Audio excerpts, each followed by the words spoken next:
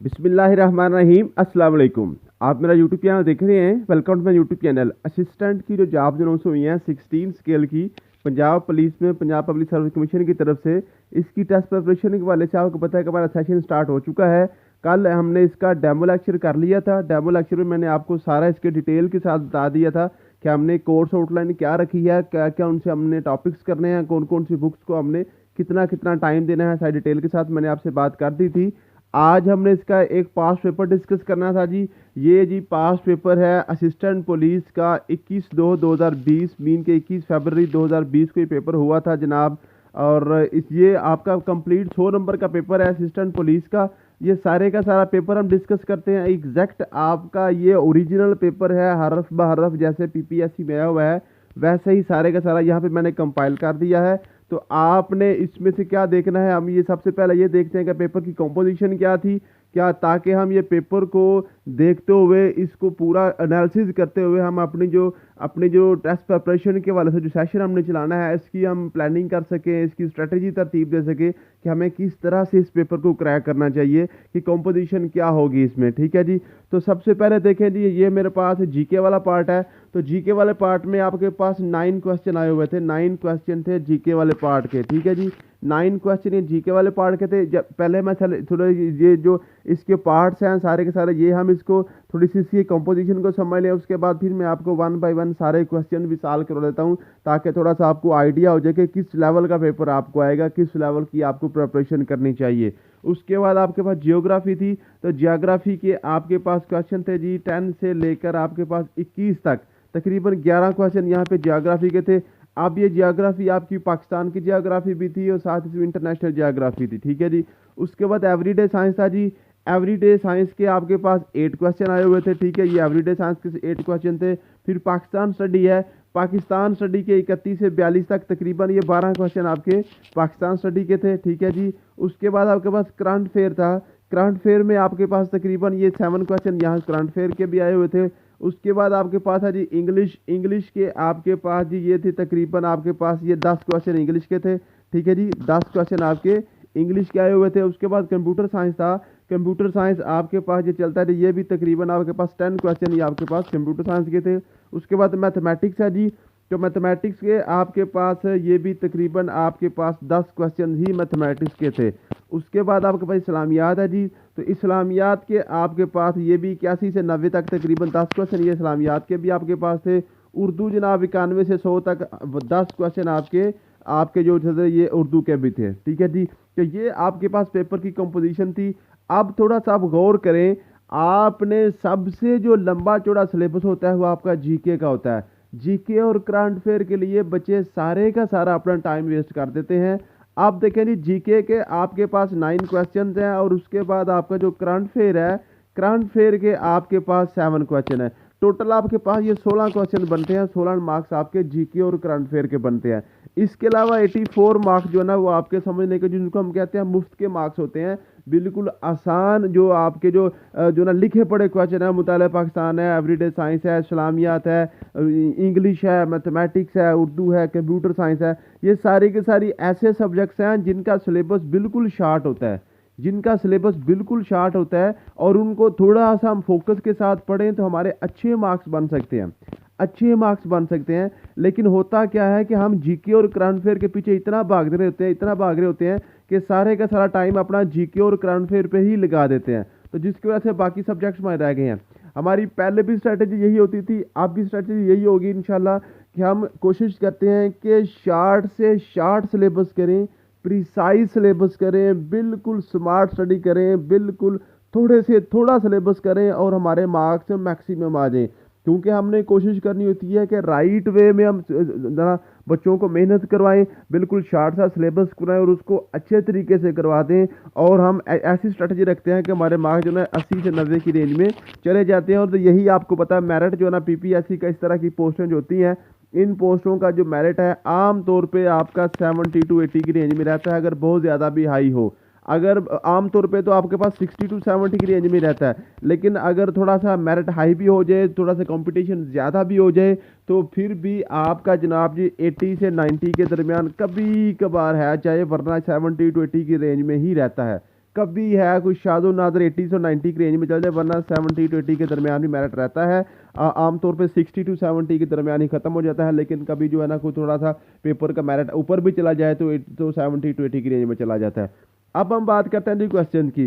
चलें सबसे पहले मैं आपको मैथमेटिक्स करवा देता हूँ, ठीक है, क्योंकि मैथमेटिक्स थोड़ा सा बच्चों को मुश्किल लग रहा होता है, तो मैथमेटिक्स के क्वेश्चन थोड़े से आप टाइम टेकिंग भी होते हैं। तो स्टार्ट में पहले मैथमेटिक्स करते हैं, फिर हम वन बाय वन सारे पोर्शंस को डिस्कस करने की कोशिश करते हैं। तो सबसे पहले क्वेश्चन था जी, the average weight of 8 person is increase by 2.5 kg when a new person comes in the place of one who weight 56 replaced by new man, the way of new man is. तो new man का weight हमने निकालना था। सबसे पहले हमने देखना, ये जो क्वेश्चन था ये कौन से टॉपिक का था, ये आपके पास एएम मीन के अरिथमेटिक मीन जिसको हम एवरेज कहते हैं उसका क्वेश्चन था, ठीक है जी। आपको पता है ये टॉपिक हमने रखा था, हमने अपने कोर्स आउटलाइन में ये टॉपिक रखा हुआ है। हमने अपनी कोर्स आउटलाइन में थोड़ा सा मैं आपको आउटलाइन भी साथ साथ दिखाता जाऊँ, ताकि आपको अंदाज़ा रहे कि हमने जो कोर्स आउटलाइन बनाई हुई है अल्हम्दुलिल्लाह एग्जैक्ट आपकी पीपीएससी के जो पेपर्स हैं, पीपीएससी के जो सिलेबस है उसके मुताबिक बनाई हुई है। तो ये देखें जी, आपके पास ये बेसिक अलजबरा था, इसमें ये लिखा हुआ एएम मीन का अरिथमेटिक मीन। तो ये अरिथमेटिक मीन का टॉपिक हमने करना होता है, और इंशाल्लाह ताला आप देखेंगे तो जितने भी हमने ये टॉपिक्स लिखे हुए हैं बिल्कुल प्रिसाइज से। कल बच्चे कह रहे थे कि बिल्कुल छोटा सा सिलेबस है, आसान सा, इतना आसान जो ना बिल्कुल थोड़ा सा सिलेबस आप करवा रहे हैं, तो ये क्या पेपर कवर हो जाएगा कि नहीं। तो मैं अभी आपको दिखा देता हूँ कि ये जो हमने कोर्स आउटलाइन बनाई हुई है, इससे पहले भी इंशाल्लाह ताला अल्हम्दुलिल्लाह हमने जो है ना इसी कोर्स आउटलाइन के साथ जो ना 80 to 90 की रेंज में बच्चों को लेकर गए हैं, पीपीएससी को कई दफ़ा टॉप भी किया है। तो इसी इंशाल्लाह ताला जो आपकी जो हमने जो कोर्स स्कीम बनाई हुई है, इसी के मुताबिक हम पेपर प्रेपरेशन करेंगे, तो आपका ये वाला पेपर भी इंशाल्लाह ताला अच्छे तरीके से टॉपर में क्रैक हो जाएगा। अब देखें, ये आपका अरिथमेटिक मीन का क्वेश्चन था, बिल्कुल आसान सा क्वेश्चन था। क्या कहता है जी, 8 बंदे हैं जिनका जो ना जिनकी एवरेज 2.5 पर केजी जो है ना वो बढ़ गई है। अब सबसे पहले जब एवरेज का क्वेश्चन आ जाए तो आपके माइंड में फौरी आ जाना चाहिए एवरेज का फार्मूला क्या होता है। मैंने आपको बड़ी डिटेल से पहले भी करवाया हुआ है। सम ओवर आपके पास होता है number, sum over number is equal to M. ये आपके पास आपको होता है टोटल आपके सम, और नीचे आपके पास जितने जो ना तादाद होती है उसको वो बराबर होता है आपके पास अरिथमेटिक मीन के। आप देखें यहाँ पे वो कह रहा है जी बंदे हैं 8, बंदे हैं 8, मीन के जो नंबर आपके पास है वो 8 है, बटा 8 आपके पास आ गया। अब कहते हैं average weight of 8 person is increase by 2 kg when a new person comes in place of one of them whose weight 56 kg। अब क्या कहता है 8 बंदे थे, इनकी कोई एवरेज थी, हमें नहीं पता कितनी थी, और इनका कोई सम था, हमें ये भी नहीं दिया हुआ, ठीक है जी। कहता है जी लेकिन अगर कोई एक बंदा यहाँ से हमने रिप्लेस किया था जिस बंदे का वजन 56 kg था, अब 56 वाले की जगह कोई और बंदा डाला है, तो हमकी एवरेज जो है ना, हमारी एवरेज जो है एवरेज 2.5 kg बढ़ गई है। एवरेज हमारी 2.5 kg बढ़ गई है। मैं कहता हूँ फॉर एग्जांपल मेरे पास पहले एवरेज 50 थी, पहले एवरेज मेरे पास 50 थी, 8 बंदों का जो वेट था उसकी एवरेज मेरे पास 50 आ रही थी। तो अब अगर एवरेज मेरे पास 50 थी तो सम मेरे पास क्या आ गया, 8 को 50 से मल्टीप्लाई करें मेरे पास आ गया 400। सम को अगर मैं 50 से मल्टीप्लाई करूँ तो मेरे पास आंसर आ जाता है 400, ठीक है जी। अब यहाँ से मैं कहता हूँ तो ये जो सारे बंदे हैं ना इनका वेट 400 है। अब इस 400 में से 56 किलो वाला बंदा मैं निकाल देता हूँ। अगर मैं 56 किलो वाला बंदा मैं निकाल दूँ तो मेरे पास पीछे रहेगा 344 मेरे पास पीछे रह जाता है। अगर मैं 56 किलो वाला एक बंदा निकाल दूँ फिर बंदे मेरे पास रह गए 7, फिर मेरे पास बंदे रह गए 7 बंदे रह गए, ठीक है जी। अब यहाँ पे क्या करता हूँ, एक बंदा कहता है और ऐड करें, हमें नहीं पता उसका वजन कितना है। मीन के 344 में एक बंदा और ऐड करेंगे तो फिर आपके बंदे फिर 8 पूरे हो जाएंगे। 344 7 का रह गया था ना, एक हमने निकाल दिया था 56 किलो वाला बंदा। आप 344 में से एक बंदा और ऐड किया है, उसका वजन हमें नहीं पता कितना है, लेकिन बंदे अब ये भी 8 हो गए। तो अब आपकी जो एवरेज है वो 2.5 kg बढ़ गया, मीन के 52.5 kg हो गई है। पहले 50 हमने फर्ज की थी, अब चूंकि 2.5 kg बढ़ गया, अब ये 52.5 हो जाएगी। अब देखते हैं जी, अब 8 को उधर मैं मल्टीप्लाई करता हूँ जाकर, तो मेरे पास आ गया जी 344 plus x is equal to 800 को आप 52.5 पे मल्टीप्लाई करें ज़रा। 52.5 पे मल्टीप्लाई करेंगे, 8 5 बार 40 आपके पास 4 कैरी होगा, 8 2 बार 16 और 4 आपके पास 20 आ गया, 0 2 आपके पास कैरी होगा, 8 5 40 और 42, ठीक है जी। एक इशारे के बाद एक नंबर छोड़ के, तो ये मैंने आपको इशारे वाली ज़रा भी करवाई हुई है, तो ये 420 आ गया। अब इसका मतलब है कि ये आपके पास जो टोटल सम बन रहा है 344 प्लस एक्स इक्वल टू 420। अब एक्स इधर रहने थे 344 उधर लेते हैं, 420 में से 344 को आप निकाल दो तो आपके पास आंसर आता है 76। आपके पास आंसर क्या था जी 76। इसका मतलब है जो नया बंदा हमने ऐड किया है उसका जो वजन है, उसका जो वेट है वो 76 kg बनता है। तो यह बिल्कुल सिंपल सा आसान सा क्वेश्चन था, एवरेज का क्वेश्चन था आपका रिथमेटिक मीन का। जब वो रिथमेटिक मीन का टॉपिक अगर आपको आता होगा तो ये आप आंखें बंद करके ये क्वेश्चन कर लेंगे, बिल्कुल सिंपली क्वेश्चन आप इसको कर लेंगे। उसके बाद आपके पास आ गया जी 60 men can do work in 40 days, how long will it take 40 men to complete the same work। आप देखें ये आपके पास रेशियो एंड प्रोपोर्शन का क्वेश्चन था। अब मैं बार बार आपको ऊपर तो नहीं लेके जाऊंगा, आपकी जो है ना ये जो आपकी जो हमने कोर्स आउटलाइन रखी हुई है आपके पास है, ये पीडीएफ भी आपको मैं सेंड कर रहा हूँ साथ ही, ठीक है। तो आप हर एक क्वेश्चन को टैली कर सकते हैं अपनी कोर्स आउटलाइन के साथ। मैं आपको टॉपिक्स बताता जाता हूँ क्या वो टॉपिक आपकी कोर्स आउटलाइन में मौजूद है कि नहीं, ठीक है जी। अल्हम्दुलिल्लाह सारे के सारे टॉपिक ईच एंड एवरीथिंग आपकी सारी क्लियर होगी अगर आप अच्छे तरीके से तैयारी करते हैं। आप जैसे जैसे लेक्चर होंगे डेली लेक्चर लेते हैं, डेली उसका टेस्ट देते हैं। हमारा आपको पता है सिस्टम ये होता है, डेली लेक्चर देते हैं, डेली टेस्ट लेते हैं, फिर वीकली टेस्ट लेते हैं। बड़ा एक सिस्टम के साथ अल्हम्दुलिल्लाह पीडीएफ नोट भी खुद प्रोवाइड करते हैं, वीडियो लेक्चर्स भी और टेस्ट भी और आंसर की सारा कुछ हम प्रोवाइड रेडीमेड आपको करते हैं। अगर आप करते रहते हैं तो इंशाल्लाह ताला आपका पेपर ये क्रैक हो जाएगा। अब देखें ये आपके पास रेशो का प्रोपोर्शन का क्वेश्चन था, रेशियो एंड प्रोपोर्शन का, ठीक है। अब देखिए मैंने आपको बताया हुआ है जब रेशियो एंड प्रोपोर्शन का क्वेश्चन आ जाए तो आपने देखना है कौन सी चीज़ें क्वेश्चन में इन्वॉल्व हैं। आपके पास बंदे और डेज इन्वॉल्व हैं तो आप लिखते हैं जी आपके पास मैन और आपके पास डेज, मैन और डेज, ठीक है जी। अब मैन आपके पास पहले 60 है और उसके बाद डे आपके पास 40 है। उसके बाद दोबारा आपके पास आ गया जी how will take the 40 man. अब 40 आपके पास मैन हो गया और डेज आपके पास एक्स आ गए हैं, हमें नहीं पता कितने डेज हैं। अब ये भी मैंने आपको बताया हुआ जहाँ पे एक्स आ जाएगा एक्स से लेकर आपने ऊपर को एरो लगा देना होता है। ये तो सबको मैंने बताया हुआ है कि आपने हमेशा ऐसे ही करना है, एक्स से स्टार्ट करना है, एरो ऊपर की तरफ आपने ले जाना है। फिर आपने यहाँ से कॉमन सेंस लगानी होती है। आप देखिए जो 60 मैन है, जो 60 मैन हैं, जो 60 बंदे हैं वो काम को 40 दिनों में मुकम्मल कर लेते हैं। अगर बंदे 40 रह जाएं तो काम फिर ज़्यादा दिन लगेंगे ना।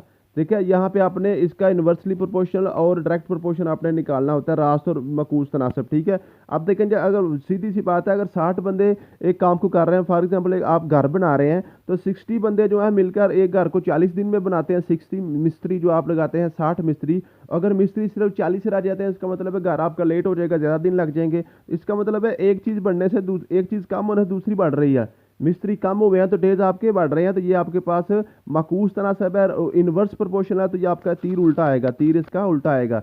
फिर मैंने आपको बताया हुआ है कि जब जहाँ से तीर शुरू होता है वो उसको आपने ऊपर रखना होता है। एक्स बटा 40 आपके पास आ गया, बराबर आपके पास जहाँ से तीर शुरू होता है वो आपने ऊपर रखना है 60/40। जो जो जहाँ से तीर शुरू होता है उसको ऊपर रखना था, जहाँ पे तीर का हेड होता है वो आपने नीचे रखना होता है। यही स्ट्रैटेजी होती है। ये 40 के साथ कैंसिल तो एक्स इक्वल टू आपके पास आएगा 60। अब ये बंदे जो है ना 60 डेज में अपना काम मुकम्मल करेंगे।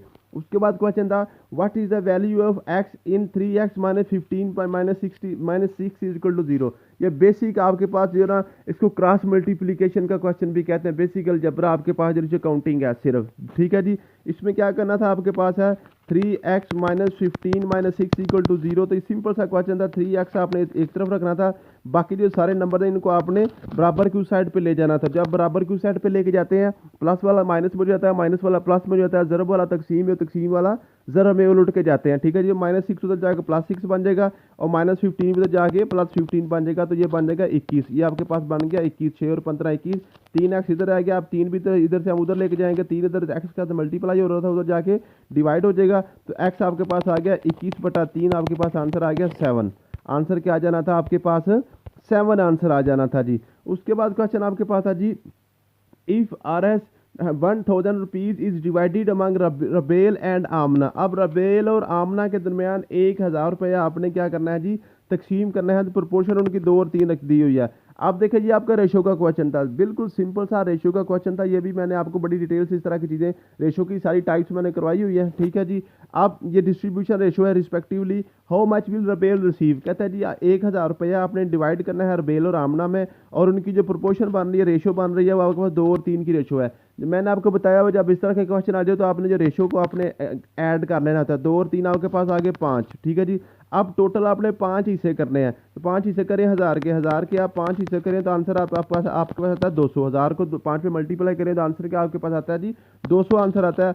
अब ये 200 के हिस्से आपके पास जो रबेल पहले आया तो रबेल का जो प्रोपोर्शन 2 है तो 200 को 2 से मल्टीप्लाई करें आपके पास आ गया 400। आमना बाद में है तो बाद वाला नंबर 3 है तो 200 को 3 से मल्टीप्लाई करें आंसर आता है आपके पास 600। तो आमना का हिसाब रबेल का आमना हिसाब के पास 400 होगा और आमना का हिसाब के पास 600 होगा। तो उसने रबेल का पूछा हुआ तो 400 आपके पास आंसर आ गया। फिर ये कंप्लीट द सीरीज का क्वेश्चन था। ये सिंपल से क्वेश्चन मैंने आपको बताया हुआ है। सीरीज सीक्वेंस एंड सीरीज वाला जो क्वेश्चन है आपके पास क्या है जी, आपने देखना होता है कि पहले नंबर के बाद दूसरा नंबर कैसे आ रहा है। पहले नंबर के बाद दूसरा आपके पास ये लिखा हुआ 3 4 7 8 11 और 12। अब देखें पहले के बाद दूसरा कैसे आ रहा है आपके पास, इसमें +1 करें तो दूसरा आ जाता है। फिर दूसरे के बाद तीसरा कैसे आ रहा है, +3 करें फिर तीसरा आ जाता है। फिर आप फिर उसके बाद देखें +1 करें, फिर देखें +3 करें, फिर देखें फिर +1 करें। अब देखिए सिर्फ पैटर्न आपने देखना होता है। पहले 1 को प्लस कर रहा है, फिर 3 को प्लस कर रहा है, फिर 1 को प्लस कर रहा है, फिर 3 को प्लस कर रहा है, फिर 1 को प्लस कर रहा है, फिर नेक्स्ट 3 को प्लस करेगा तो ये 15 बन जाएगा। 12 के बाद आपके पास क्या आ जाएगा 15 आ जाएगा। तो ये आपके पास आंसर था 15। अब नेक्स्ट आपके पास कहता है जी how many square metres are in 1 square kilometre.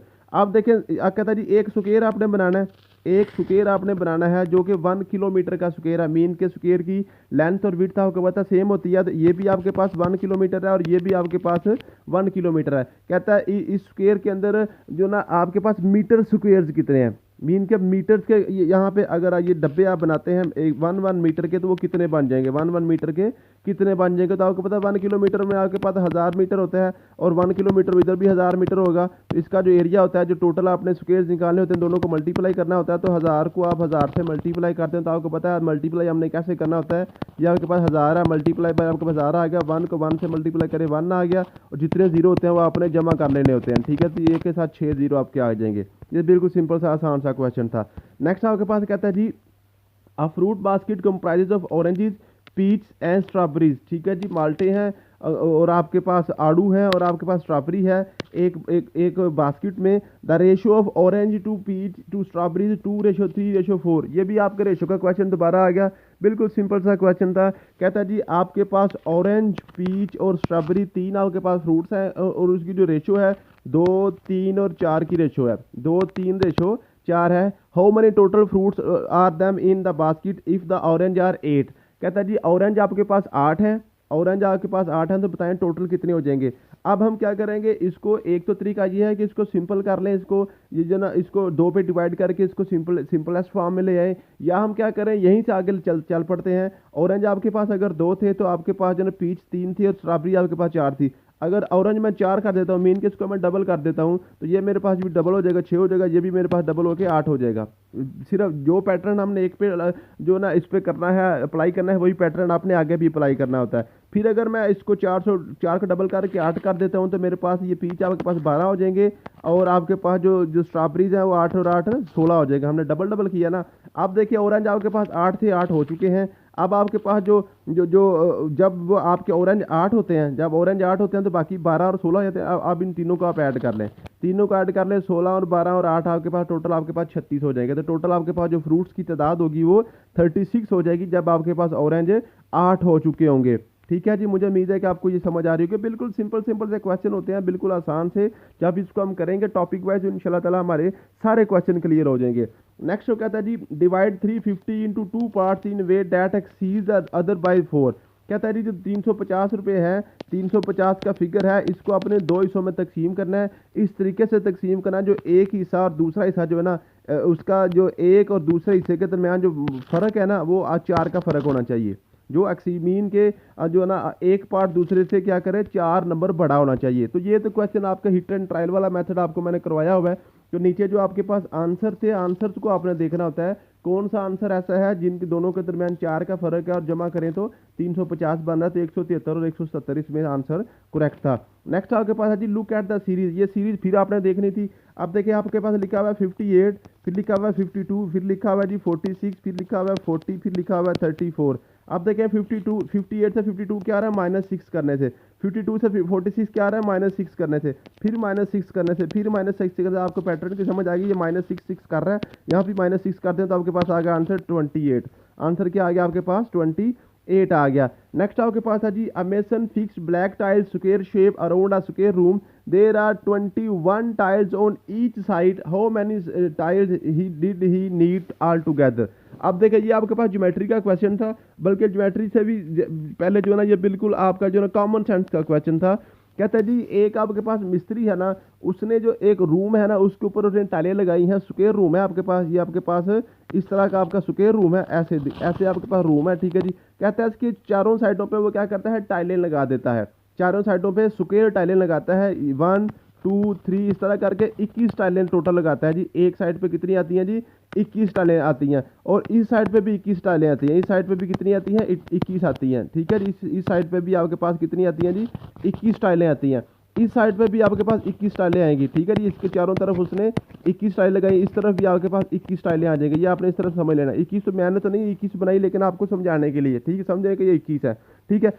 अब देखें अगर आपके पास इस तरफ आपके पास ये 21 टाइलें हैं, 21 टाइलें हैं, तो इस तरह भी आपके पास 21 टाइलें हैं। जब मैंने ये वाली साइड और ये वाली साइड मैंने काउंट की, तो ये वाली आपके पास ये जो जो कॉर्नर वाली टाइल थी ना, कॉर्नर वाली टाइल, अब देखें ये कॉर्नर वाली टाइल इस वाली दीवार में भी काउंट हुई है और इस वाली दीवार में भी काउंट हुई है।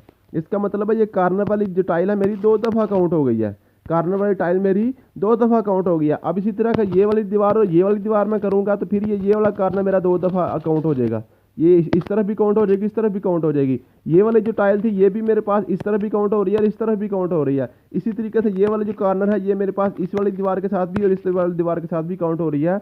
इसका मतलब है ये जो मेरे पास 4 कोनों वाली टाइल्स हैं ये 2 दफ़ा काउंट होती है काउंटिंग में। इसका मतलब है इनको 2 दफ़ा गिना जाता है, तो जो मेरे पास टोटल आंसर आएगा उनमें से 4 टाइलें मैं माइनस कर दूंगा, 4 टाइलें मैं माइनस कर दूंगा, क्योंकि ये मेरे पास देखे ना, अगर मैं यहाँ से इस तरह का गिनता हूँ, ठीक है, तो फिर मैं कहता हूँ जी अब इसको यहाँ से शुरू करूँगा, यहाँ से, ये तो पहले गिनी जा चुकी है, हमने सिर्फ टाइलें गिननी है ना, तो मेरे पास अगर इधर 21 आएगी तो इधर फिर 20 रह जाएंगी, एक पहले गिनी जा चुकी है।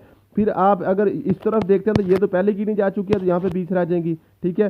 फिर मैं देखता हूँ ये वाली जो टाइल ये पहले गिनी जा चुकी है, ये मेरे पास 20 रह गई, ठीक है जी, समझ आ गई है। अब देखें, अब बल्कि ये भी गिनी जा चुकी है और ये भी गिनी जा चुकी है, इसकी दोनों जो गिनी जा चुकी है, तो ये मेरे पास 19 रह गई, तो टोटल मेरे पास 21 आपके पास 84 में से 4 टाइलें माइनस कर दें तो आपके पास आंसर क्या बन जाता है, 80 बन जाता है, 80 आंसर बन जाता है। यही सिर्फ ट्रिकी क्वेश्चन था, उसने आपको पजल थोड़े से करने की कोशिश की थी। बच्चे क्या करेंगे जी 21 करके चारों तरफ 84 का आंसर लगा देंगे, तो वो आपका गलत हो जाना था। तो इस तरह से क्वेश्चन बिल्कुल आसान से सिंपल से क्वेश्चन बनते हैं मैथमेटिक्स के। अगर आप मैथमेटिक्स हमारे साथ करते हैं, मैक्सिमम आपके 15 से 16 दिन लगेंगे, मैथमेटिक्स सारा आपके इंशाल्लाह ताला आपका कवर हो जाएगा और इंशाल्लाह आपके सारे के सारे क्वेश्चन जो ना पेपर में आपके क्लियर हो जाएंगे। उसके बाद इस्लामियात के क्वेश्चन है, बिल्कुल सिंपल सा आसान से। इस्लामियात के तो आपको मेरे ख्याल में मैंने 8 लेक्चर सिर्फ दिए हुए हैं, अब मजीद उनमें कुछ चीज़ें अपडेट करके तो मैं आपको इस्लामियात मैक्सिमम आपके 4 दिन लगते हैं, मैक्सिमम 4 दिन से ज़्यादा दिन नहीं लगते। रोज़ के आप 2 लेक्चर भी करें, टोटल 8 लेक्चर्स बनते हैं, तो आपके पास ये 4 दिन लगते हैं, तो आपकी इस्लामियात सारी की सारी कवर हो जाती है अल्हम्दुलिल्लाह। इसमें देखें जी द वर्ड मोहम्मद सल्लल्लाहु अलैहि वसल्लम, हुजूर पाक सल्लल्लाहु अलैहि वसल्लम का नाम मोहम्मद 4 दफ़ा आया हुआ है कुरान मजीद में। और which prophet Allah had minimum age, सबसे कम उम्र हज़रत ईसा अलैहिस्सलाम की थी। What was the religion of majority of Arabs before Islam, जो अरब्स थे उनके इस्लाम से पहले जो ना उनकी जो उनका मज़हब था वो एडिटोरियस था, वो बुत परस्त थे। अब यहाँ पे लगा होता है जी वो क्रिश्चियन थे, वो जनाब वो जूस थे या क्या थे, तो उनमें से जूस भी काफ़ी थे, लेकिन जो ज़्यादातर थे वो बुत परस्त थे। उसके बाद विच गजवा इज मेंशन इन सूरा आल इमरान, सूरा आल इमरान में गजवा ओहद का तज़किरा आता है, ठीक है जी। आमतौर पर बच्चे गजवा अहज़ाब लगा रहे होते हैं, तो हालांकि ये वो हजरा गजवा ओहद है। गजवा अहज़ाब का जो तज़किरा है वो सूरा आल इमरान में नहीं आया, वो किसी और सूरत में आया हुआ है, ठीक है जी। वो गजवा अहज़ाब जो ना सूरत अहज़ाब में आया होता है। The oldest revealed divine book, सबसे पुरानी जो आसमानी कुतुब है, कुतुब में से तुरात सबसे पुरानी है। The great book al Itqan fi Ulum al Quran was compose by Jalaluddin Suyuti ने की थी। फर्स्ट मौजन ऑफ इस्लाम, इस्लाम के पहले मौजन हज़रत बिलाल हैं। Which battle led to the birth of Khawarij, तो जो जंग सफ़ीन हुई थी ना, जंग सफ़ीन में खवारजी जना जो खवारज थे लोग जो थे मुनाफिक समझने, जो खवारज वो क्या होते हैं जो अंदर से निकल चुके होते हैं दायरा इस्लाम से, ऊपर से इस्लाम का लबादा उड़े होते हैं, उनके खिलाफ ये जंग हुई थी। और Hajar Aswad installed on the wall of Khana Kaaba, what is the meaning of Aswad, Aswad का मतलब होता है काला। Salat Khusuf is performed at the occasion of lunar eclipse, lunar eclipse चांद ग्रहण पे इसको सलात खसूफ जो ना वो पढ़ी जाती है।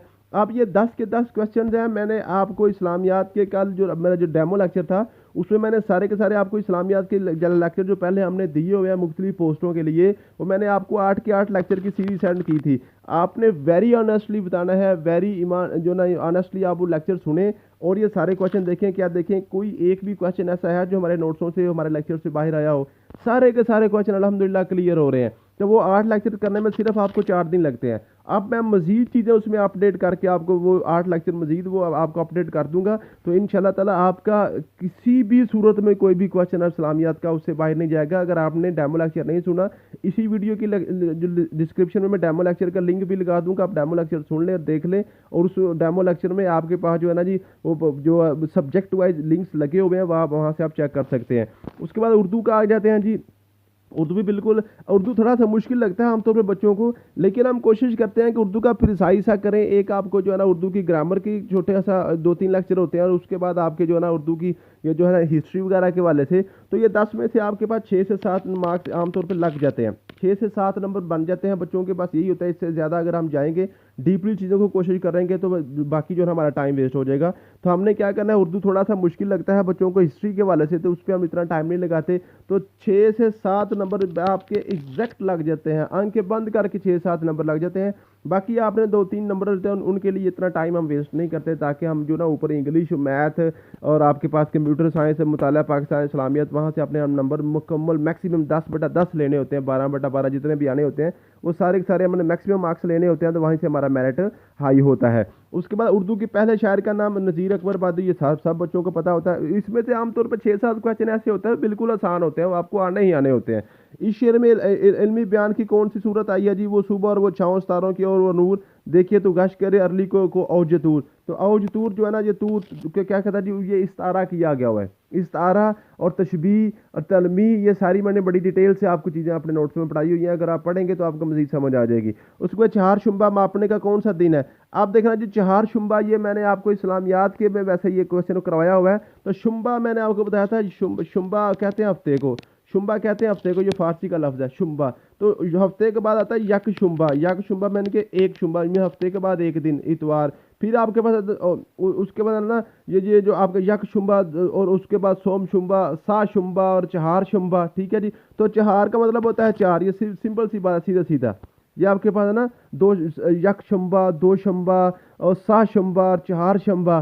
ठीक है जी। फिर अदनिया, ठीक है, 5 शुम्बा और अदनिया। तो ये मैंने आपको हफ्ते के दिनों के नाम बताए हुए हैं, बिल्कुल बिल्कुल आसान से होते हैं। तो चहार का मतलब होता है 4, शुम्बा का मतलब होता है हफ्ता, हफ्ते के बाद चौथा दिन आप गिन लें, हफ्ते के बाद पहला दिन इतवार, फिर आपके पास सोमवार, फिर मंगल, तो चौथा दिन आपके पास क्या बन गया? बुध बन गया। तो बुध का आंसर इसका आंसर था, बिल्कुल सिंपल सा क्वेश्चन था।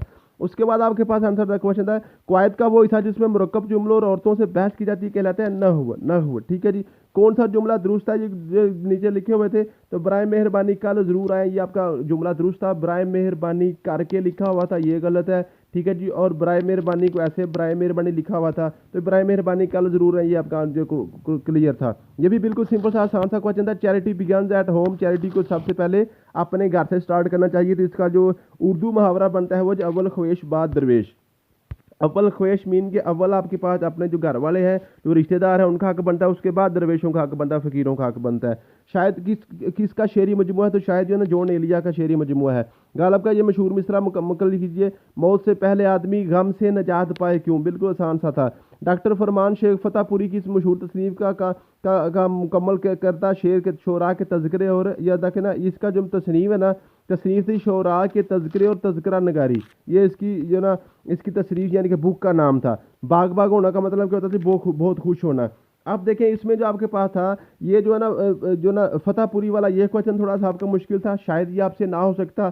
फिर आपके पास जो है ना जी ये आपके पास था ये जॉन एलिया वाला, शायद आपको ये ना आ सकता, क्योंकि ये भी आपका हिस्ट्री में से क्वेश्चन आया था।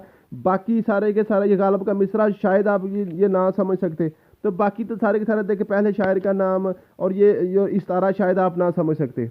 इस्तारा जो ना, हालांकि बिल्कुल आसान बात है, मैंने डिटेल से आपको करवाया हुआ है इस्तारा, लेकिन शायद आपको ये जो है ना शेर समझ के तो आपको ना समझ आती। तो ये बाकी तो सारे के सारे आप देखें बच्चों वाले क्वेश्चन थे, बाकी तो सारे आसान क्वेश्चन थे। तो ये मैंने आपको बताया 6 से 7 क्वेश्चन आपके हमेशा लग जाते हैं उर्दू में, अगर जो हमने फाइल आपको पढ़ाई है अगर वो पढ़ लेते हैं तो उर्दू में आपको 5 से 7 दिन लगते हैं, मैक्सिमम 1 वीक हम लगाते हैं, तो वो फाइल आपकी क्लियर हो जाती है। तो इंशाल्लाह वहीं से आपको 6-7 नंबर बन जाते हैं। उसके बाद आपके पास आ गया जी कंप्यूटर साइंस। कंप्यूटर साइंस के मैंने आपको सिर्फ 5 लेक्चर्स दिए हुए हैं, सिर्फ 5 लेक्चर डेली का, एक लेक्चर भी करें तो 5 दिन लगते हैं, ठीक है जी। ये भी मैंने कल आपके डेमो लेक्चर में कंप्यूटर लेक्चर की भी सीरीज सारी की सारी लगा दी थी, ठीक है जी। अब अगर वो 5 के 5 लेक्चर्स आप देखते हैं, 5 दिन आपके मैक्सिमम लगते हैं, चलें एक लेक्चर पे 2 दिन भी लगा लें तो 10 लेक्चर 10 दिन आपके लग जाएंगे। तो 10 दिनों में आपका सारे का सारा कंप्यूटर साइंस कवर हो जाता है। अब मैंने मजीद इसमें से चीज़ें क्लैरिफाई करनी है, मजीद चीज़ें सिंप्लीफाई करनी है और उनको अपडेट करूंगा इंशाल्लाह ताला। मजीद आपको ये चीज़ें आसान हो जाएंगी और आपका ये जो कंप्यूटर साइंस का पोर्शन है वो इजी हो जाएगा इंशाल्लाह। अब इसके क्वेश्चन देखते हैं जी। What is the functional logical operator in the computer? Computer fundamental में ये क्वेश्चन आया हुआ है, बिल्कुल ये मैंने पहला लेक्चर ही हमारा ये होता है कंप्यूटर फंडामेंटल का, to perform arithmetic and logic operation which of the following is not MS power point of view. तो ये slide show view are use to display data. तो जो आउटपुट डिवाइसेज हैं ये आपके जो डाटा को डिस्प्ले करने के लिए यूज होते हैं। ये सारे के सारे कंप्यूटर फंडामेंटल से, ये एमएस पावर पॉइंट से आ गया, एमएस सूट में से, और बाकी आपके फंडामेंटल से अभी आ रहे हैं। Which of the following function in Microsoft Excel count the number of cells with numeric data and argument count होता है न्यूमेरिक डाटा के लिए। ये एक्सेल से क्वेश्चन आ गया। उसके बाद आज MS Excel 2016 which of the following can be use to split windows into two view windows और स्प्लिट। ये आपका एल्गोरिथम आपने किया हुआ है, बिल्कुल आसान था। Which component of computer is also consider as its heart. तो प्रोसेसर को हम कंप्यूटर का हार्ट भी कहते हैं, ठीक है। ये भी कंप्यूटर फंडामेंटल में से ही आ गया। विच of the following Windows do not have start button window 8। ये कंप्यूटर हिस्ट्री में से मैंने आपको करवाया हुआ है। उसके बाद to create table of columns and rows for statical and mathematical calculation use spreadsheet Excel आ गया। जैसे स्प्रेडशीट का नाम आया आपने एक्सेल लिख दिया, एक्सेल का सबसे पहला लेक्चर है आपका। उसके बाद आपके पास है जी ये रीडू की आंसर जो ना शार्ट की पूछी थी, शार्ट की तो आपने सबने की हुई है अच्छे तरीके से, मैंने आपको कराई हुई है। कंट्रोल वाई आपके आ गया। विच of the following is not valid zoom in MS word. तो 600 है, तो वैलिड जूम जो ना 600 जन नहीं होता, ये वो आपको पता 600 तक ये नहीं जाता, ठीक है जी। आप देखें ये मैंने आपको फिर आपको कहता हूँ कि आप वेरी ऑनेस्टली 5 लेक्चर सुने जो मैंने आपको आपके जो है ना जो डेमो लेक्चर में मैंने उनकी जो ना उसकी डेमो लेक्चर वाले जो वीडियो है उसकी डिस्क्रिप्शन में 5 के 5 लेक्चर्स के मैंने आपको लिंक्स दिए हुए हैं। वो 5 लेक्चर सुन के सिर्फ आप ये 10 के 10 क्वेश्चन करें, अगर एक भी क्वेश्चन आपका रह गया तो आप बात कर लीजिएगा। मीन्स के हमने ऑलरेडी जो किए हुए हैं आप किसी और पोस्ट के लिए मैंने जो कंप्यूटर आपको पढ़ाया हुआ है वही 5 लेक्चर्स कर ले, तो ये 10 के 10 क्वेश्चन आपके अल्हम्दुलिल्लाह वहाँ से इजीली आपके ये कवर हो रहे हैं। मीन्स कि हमने कोशिश किया कि हर चीज़ को, हर सब्जेक्ट को उसके वेटेज के मुताबिक उसको शार्ट से शार्ट करके आपको आसान से आसान वे में प्रोवाइड करें ताकि आपका पेपर जो है ना बिल्कुल आसानी से क्लियर हो जाए। फिर आप इंग्लिश की बात करते हैं। इंग्लिश में सबसे पहले वॉइस का क्वेश्चन आ गया जी। आपने एक्टिव और पैसिव वॉइस के क्वेश्चन आपने करने होते हैं जी। Have you laughed at them, have they been laughed at by you. बिल्कुल सिंपल सा क्वेश्चन था, इंटरैक्टिव सेंटेंस था। Correct the sentence by choosing right option. I am tired, I am working since morning. Since आप देखें, since ये तो simple सी बात थी। जब सिंस और फार का आपके पास जो यूजेज आ जाए तो आपने देखना सिंस और फार तो आपका जो ना परफेक्ट कंटिन्यूस टेंस में आता है। तो परफेक्ट कंटिन्यूस टेंस में have been, has been, had been, will have been वगैरह का खबर आता है। आई एम का तो नहीं आता। एम तो आपके पास कंटिन्यूस का होता है, कंटिन्यूस टेंस होता है। तो कंटिन्यूस में आपके पास जो ना सिंस या मॉर्निंग, सिंस या आफ्टर फार का इस तस्वर नहीं होता। तो सिंस और फार जब आ गया तो इसका मतलब है यहाँ पे हैव बीन आना चाहिए था। आई हैव बीन वर्किंग आ गया। बिल्कुल ये सिंपल क्वेश्चन होते हैं, थोड़ा सा ट्रिकी होते हैं, अगर आप कर लेते हैं तो आसानी से कवर कर सकते हैं, ठीक है जी। उसके बाद है जी change the narration. The old lady said to her son, it is not your duty to help me in my old age. Simple सा क्वेश्चन, इंटरैक्टिव था। आपके पास जो है ये आपके पास जनाब नरेशन का क्वेश्चन था, डायरेक्ट इनडायरेक्ट का, ठीक है जी। The old lady asked her son if it was not his duty to help her in her old age. If लगा लें, वैद लगा लें, एक ही बात होती है, लेकिन उसने ऑप्शन में इफ दिया हुआ था, तो आप इफ का जो इसको करेक्ट कर दें। What does phrase putting the card before the horse. अब ये आपका फ्रेजल वर्ब जो ना ये प्रोवर्ब के क्वेश्चन आ गए, ये प्रोवर्ब के क्वेश्चन आ गए हैं, ठीक है जी। प्रोवर्ब और इडियम्स भी मैंने आपको तकरीबन 200 करवाया हुआ, वहीं से आपके क्वेश्चन बार बार आ रहे होते हैं।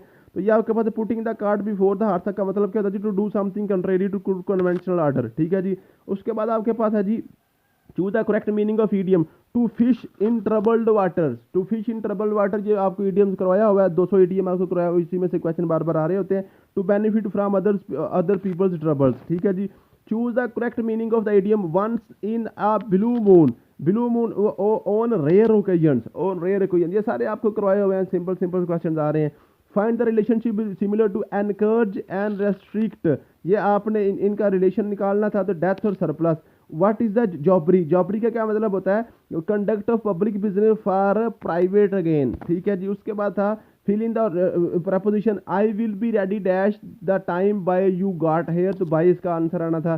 Change the voice of the following sentence, ये सिर्फ वॉइस का आ गया जी, do you know my father, is my father known by you. तो ये आपके पास देखें जी, जो मैंने आपको इंग्लिश के टॉपिक्स गिनवाए हुए हैं, अगर ये क्वेश्चन है उनमें से किसी में से कोई बाहर से आया तो बात कर लें।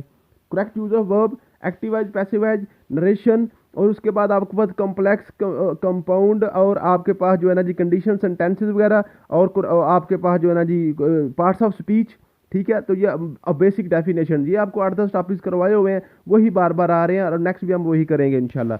नेक्स्ट आपके पास आ गया जी करंट फेयर। करंट फेयर मैंने आपको बताया हुआ है कि रात को 9 बजे का बुलेटिन सुन लिया करें, सिर्फ रात को 9 बजे का बुलेटिन, जो किसी भी टीवी चैनल का, अगर आपके पास पीटीवी है तो सबसे बेस्ट है। तो पीटीवी का अगर आप 9 बजे का बुलेटिन सुन लेते हैं तो आपके करंट फेयर ऑटोमेटिक क्लियर हो जाते हैं। इसके अलावा जो मर्जी कर लें, जो मर्जी बुक पढ़ लें, जो डेली पढ़ लें, वीकली करंट फेयर पढ़ लें, कोई मैगजीन पढ़ लें, आपका करंट फेयर क्लियर नहीं होगा। ये करंट फेयर आपके सिर्फ आप रात को 9 बजे का बुलेटिन सुन लिया करें किसी भी टीवी चैनल का, उसमें से सिर्फ जो है ना आपके पास जो जो सियासी खबरें होती है ना, जो सियासी खबरें होती है कि जनाब पीटीआई का जलसा कामयाब रहा, कि नाकाम हुआ, फलान के वक्त मकान हुआ, ये आप सारा छोड़ देना होता है। बाकी जो काम की चीज़ें होती हैं, जैसे अभी पाकिस्तान में कॉन्स्टिट्यूशनल अमेंडमेंट्स की बात हो रही है, तो 26वीं अमेंडमेंट हो रही है, ठीक है जी। अब ये जुडिशल एक्टिविज्म चल रहा है पाकिस्तान में काफ़ी ज़्यादा, तो वो बता दें, अब आपको याद कर लेना चाहिए कि सुप्रीम कोर्ट के जो चीफ जस्टिस साहब कौन है, हाई कोर्ट लाहौर के कौन से हैं, ठीक है जी। काजी फायजी साहब के बाद किसका नंबर है, ठीक है। ये चीज़ें जो है ना, और कौन कौन से आर्टिकल में अमेंडमेंट्स हो रही थी, ठीक है। साथ ही आप खबरें आप सुनेंगे ना, तो खबरों में डेली आपको जो ना इजराइल का और पैलेस्टाइन का जो है ना, वो आपको झगड़ा जो है वो आपको हर खबर में नज़र आ रहा होगा। तो वहाँ से आपको इसराइल का, उसके सदर का नाम, उसके प्रेसिडेंट का नाम, और उसके जनाब कैपिटल का नाम, और फ़लस्तीन का, आप आजकल लेबनान की तरफ जंग चली हुई है तो लेबनान का देख लें, वो उसने आपने क्लियर करना होता है, साथ साथ उसका कैपिटल वगैरह, ठीक है। और साथ जो ना आपको वहाँ से रशियन और यूक्रेन की वार की भी उसमें खबरें आ रही होंगी, तो यूक्रेन का आप देख लें सदर साहब कौन है, और उसका कैपिटल कौन है, रशिया का कैपिटल कौन है, रशिया का सदर कौन है, ठीक है। तो इस तरह की चीज़ें जो है ना, जब आप खबरें सुनना शुरू करते हैं ना, तो आपको नेशनल और इंटरनेशनल जो है ना, वो सारी की सारी जो है ना करंट फेयर आ रहे हैं। जैसे थोड़े दिन पहले पिछले वीक में आपको पता ये बहुत ज़्यादा चल रहा था ओलंपिक गेम्स के वाले से, जो उसने 92 कितने मीटर उसने थ्रो फेंकी है, जोवलिन थ्रो फेंकी है अरशद नदीम ने। तो वो आपने फिर आपको पता चल जाना चाहिए कि ओलंपिक के क्वेश्चन अब आने ही आने हैं, ठीक है। तो ओलंपिक के क्वेश्चन अभी जो रिसेंटली जो पेपर्स हुए हैं उसमें ओलंपिक के क्वेश्चन पूछे गए हैं, ठीक है जी। तो ये कभी कॉमनवेल्थ गेम चल रही होती है, अब नेक्स्ट आपको पता चैंपियन ट्रॉफी आ रही है स्पोर्ट्स के वाले से, तो ये क्वेश्चन आपके सारे के सारे आ रहे होते हैं। लास्ट टाइम काफ़ी बारिशें हो रही थी, तो क्वेश्चन आ गया हुआ था एक्साइज इंस्पेक्टर में कि पाकिस्तान के कौन से हिस्से में बारिशें ज़्यादा हो रही हैं, ठीक है जी। तो ये जो है ना, ये फ्लड आया हुआ था, तो ये चीज़ें अपने साथ साथ आपकी वहाँ से कवर होती जाती हैं। जब सिर्फ ब्रिटेन सुन लिया करें तो आपको कवर होता जाएगा। जो है ना, ये आर्मी के होते के वाले से क्वेश्चन पूछ लेता है कि पाकिस्तान के इस वक्त जो है ना आपके joint chief of army staff कौन से हैं, बहरिया के कौन से हैं, चीफ आर्मी स्टाफ भरी के कौन से हैं, जो है ना आपकी फ़ज़ाइया के कौन से हैं, ठीक है। तो ये सारे क्वेश्चन आपके वहाँ से क्लियर हो रहे होते हैं। उसके बाद आपके पास आकर पाकिस्तान स्टडी। पाकिस्तान स्टडी में आपके पास है द्यामिर बाशा डैम, ये इंडस रिवर के ऊपर बन रहा है। पाकिस्तान का पहला लफ्ज़ जो है ना, ये 1933 में नो एंड नेवर, ये आपके पास एक बुक का नाम था, इसमें ये यूज़ किया गया था। पाकिस्तान बंगाल जो ना ब्रिटिश मनार्च, जब ये जो ना पार्टीशन ऑफ बंगाल हुआ था, तो तब वो जो ना ब्रिटिश का बादशाह कौन था, किंग जॉर्ज 5 था। उसके बाद कॉन्स्टिट्यूशन का कौन था, जो आर्टिकल है जो लैंग्वेज के मतलब का 251 है। Quaid-e Azam president of first constitution assembly जनाब 11 अगस्त 1947 को बने थे। उसके बाद जब पीसीओ का क्या मतलब था, प्रोविजनल कॉन्स्टिट्यूशन आर्डर था। कायदे आज़म ने कांग्रेस से कब रिजाइन किया, तो 1920 में किया था। गुलबदीन बेगम जनाब जो हुमायूं नामा जिसने लिखा था, उसकी सिस्टर थी। Due to geo strategic position, ये पाकिस्तान के बगैर जो ना अफगानिस्तान में जो ना अमन कायम नहीं हो सकता, ठीक है जी। ये आपका आ गया जी इंटरनेशनल जो ना इंटरनेशनल ज्योग्राफी के वाले से क्वेश्चन आपका इस तरह बन जाता है। ये स्टैनले वाल्बर्ट जो है ना, इसने जनाब क्या किया था, इसने बायोग्राफी लिखी थी जिन्ना के ऊपर। लाला लाजपत राय जो ना, ये आपके पास आर्या समाज का लीडर था। एदी फाउंडेशन आपको पता है जो एम्बुलेंस सर्विस के वाले से मशहूर है। अब आपने क्या करना है, आप मुताला पाकिस्तान के देख लें जो मैंने आपको दिए हुए हैं टॉपिक्स, ठीक है। उसमें आपके पास जो ना, मैंने आपको पाकिस्तान के वाटर रिसोर्सेज, पाकिस्तान की जियोग्राफी, पाकिस्तान के 3 पर्सनैलिटीज़ कायद आज़म, अल्लामा इकबाल और सर सैयद अहमद खान, मैंने आपको बताया हुआ है। यहाँ से आपने क्वेश्चन आने हैं, तो क्वेश्चन वहीं से बार बार आ रहे होते हैं। एक आध क्वेश्चन सिर्फ आगे पीछे करते हैं, अदरवाइज आपके सारे के सारे क्वेश्चन वहीं से आ रहे होते हैं। उसके बाद एवरीडे साइंस है। एवरीडे साइंस आपको मैंने बताया हुआ है कि फिजिक्स, केमिस्ट्री, बायो, 3 आपके बेसिक कंपोनेंट्स होते हैं। तीनों हमने कवर करने हैं इंशाल्लाह ताला। वहीं से आपके क्वेश्चन देखे, सारे क्वेश्चन वहीं से आए हुए हैं। Which one of the following is a metal, metal non metal और मेटलाइट, मैंने कल अभी आपको करवाया था। Vaccination was discovered by Edward Jenner ने की थी। Which gas present in earth atmosphere observe ultraviolet radiation. तो अल्ट्रा वायलेट रेडिएशन जो है ना, वो आपके पास ओजोन जो है इसको वो ऑब्जर्व कर लेती है। उसके बाद स्कॉट और AST जब बढ़ जाता है तो आपके पास हेपेटाइटिस की अलामत होती हैं। ओवर कुकिंग से न्यूट्रिशन आपकी ज़ाया हो सकती है। What is a liquid that evaporate quickly called volatile, liquid जल्दी इवेपोरेट कर जाता है। स्टडी ऑफ स्पाइडर आपके पास आर्कनोलॉजी कहलाता है, ठीक है जी। प्रोसीजर और शैटरिंग और gas stones and kidney stones by shock waves is called lithotripsy. Lithotripsy आपने जो आपने इलेक्ट्रिक शॉक्स के जो पथरी निकालते हैं, ठीक है जी। When gas turn into liquid the process is called condensation, ठीक है। तो ये सारे आपको मैंने पहले भी करवाए हुए, नेक्स्ट भी इंशाल्लाह ताला करवाएंगे। आसान टॉपिक है, इसमें कोई ऐसा मुश्किल काम नहीं है। देखें आपके पास मैक्सिमम वहाँ से बायोलॉजी में से क्वेश्चन आए हुए हैं। ये मैंने पहले भी आपको बताया हुआ है कि मैक्सिमम ये एवरीडे साइंस के 10 क्वेश्चन, 10 में से आपके पास कम अज़ कम जो है ना, आपके पास जो है ना 4 से 5 क्वेश्चन बायोलॉजी से में आते हैं, 3 आपके पास जो ना फिजिक्स में से आने होते हैं, और 2 से 3 आपके पास जो ना केमिस्ट्री में से आने होते हैं। तो बेसिक पार्ट आपके बायोलॉजी से में से ही आता है, ठीक है। इसलिए हम बायोलॉजी पे ज़्यादा फोकस करते हैं। उसके बाद आपके पास जियोग्राफी आ गई। जियोग्राफी में आपके पास जो ना पाकिस्तान जियोग्राफी और वर्ल्ड जियोग्राफी दोनों में से आपके हाफ क्वेश्चन आने होते हैं। अगर 10 आते हैं, 5 आपके पाकिस्तान जियोग्राफी के होते हैं, 5 आपके इंटरनेशनल जियोग्राफी के होते हैं। बिल्कुल आसान क्वेश्चन ये भी होते हैं। Red lake found in USA, which of the following is second largest province of Pakistan turn off population के वजह से सिंध है। अब अभी जियोग्राफी भी मैंने कल शायद आपको डेमो लेक्चर में सेंड की थी, उसकी लिस्ट सारी, तो आप देख लें, डेमो लेक्चर देख लें जियोग्राफी के। तो अगर आपके ये 10 के 10 क्वेश्चन कवर ना हुए तो बात कर लीजिएगा। सारे क्वेश्चन वही होते हैं, जब बाहर से क्वेश्चन कोई भी नहीं आता। रिवर नील जो है ना, वो जनाब कायरो में गुजर रहा है, ये भी मैंने वाटर रिसोर्सेज में करवाया हुआ है। Rainfall measured in rain gauge, ये भी करवाया हुआ है। विच of the following rivers flow in Canada, Canada में सारे के सारे दरिया अल्फबाब का ऑप्शन इसमें दिया हुआ था। Which of following consider the deepest lake, आपने लेक बेकल थी। Consider the great largest glacier जो है ना, लंबर्ड फिशर ग्लेशियर, ये मैंने ग्लेशियर भी सारे आपको करवाए हुए हैं वाटर रिसोर्सेज में। बिल्कुल आसान था। वेर द पैराडाइम जो गिजा जिस इजिप्ट में है, ये तो आपको पता है जो ना मिस्र में होते हैं, बिल्कुल आसान था। विच of the following is land locked country, Nepal, आपको पता है अफगानिस्तान भी लैंड लॉक्ड है, नेपाल भी है। ये मैंने लैंड लॉक्ड कंट्री आपको सेपरेट करवाए हुए हैं हर कॉन्टिनेंट के। उसमें अक्सोम्बो डैम जो ना गाना में है, ठीक है जी। और जो अर्थ है अपनी रोटेशन, ये अभी कल बात हो रही थी अर्थ रोटेशन की, सोलर सिस्टम में 23 घंटे 56 मिनट और 4.9 सेकंड में अपनी रोटेशन मुकम्मल करती है। चिंग पैंग डैम, तो चिंग पैंग तो के नाम से जाहिर था ये चाइना में हो सकता है, ठीक है जी। तो ये आपके पास जियोग्राफी के क्वेश्चन आसान क्वेश्चन होते हैं, बिल्कुल आसान, कोई मुश्किल काम नहीं होता। अब ये है जी आपके पास है जीके। अब इस जीके के वाले से बच्चे ज़्यादा परेशान हो रहे होते हैं कि पता नहीं क्या बनेगा।